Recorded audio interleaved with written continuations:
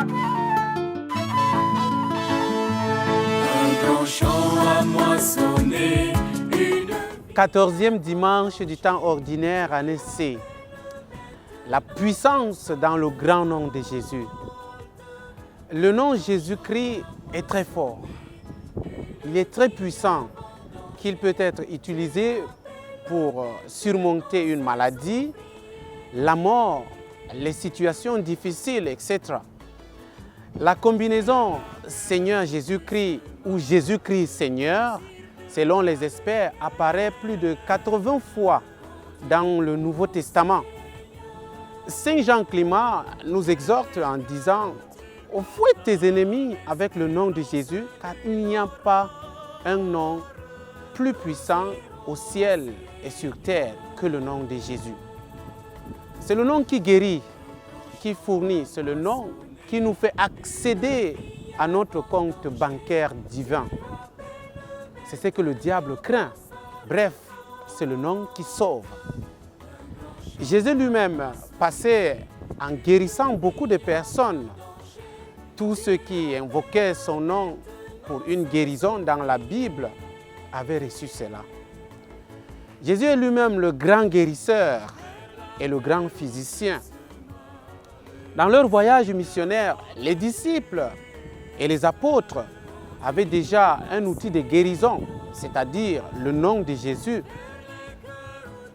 Dans le livre des Actes des Apôtres, au chapitre 3, verset 16, lors de la guérison de l'homme à la porte du temple, Pierre lui dit « Je n'ai ni or ni argent, mais ce que j'ai, je te le donne. Au nom de Jésus-Christ le Nazaréen, lève-toi et marche. » Par cet acte, beaucoup de personnes avaient déjà cru en la résurrection.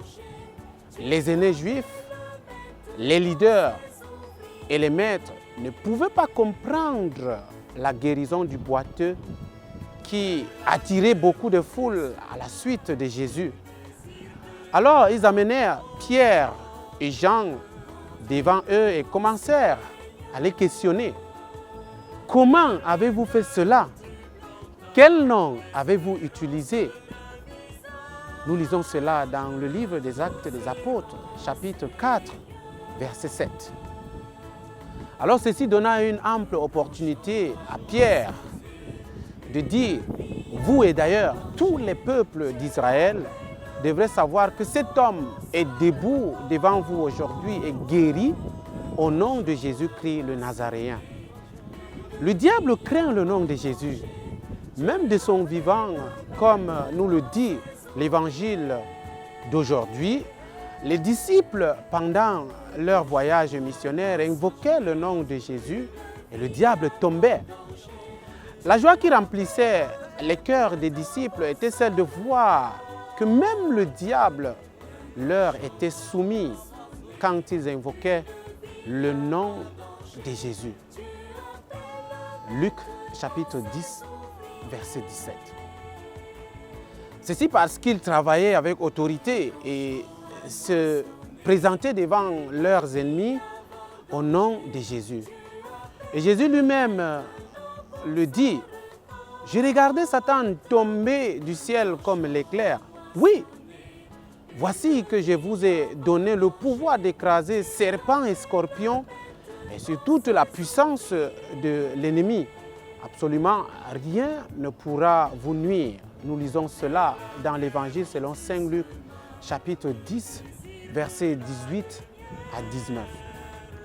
Le diable craint ce nom à cause de l'autorité que cela porte. Et c'est vrai, puisque même Saint Marc, dans son Évangile, au chapitre 16, verset 17, insiste en disant « Voici les signes qui accompagneront ceux qui deviendront croyants.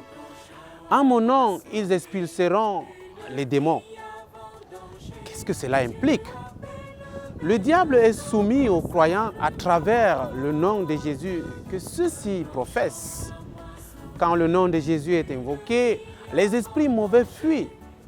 Le diable obéit aux commandes de ceux qui croient au nom de Jésus. C'est dans le livre des Actes des Apôtres, au chapitre 2, le verset 21, que nous retrouvons ce fameux verset de la guérison par le nom de Jésus. Quiconque appelle le nom du Seigneur sera sauvé.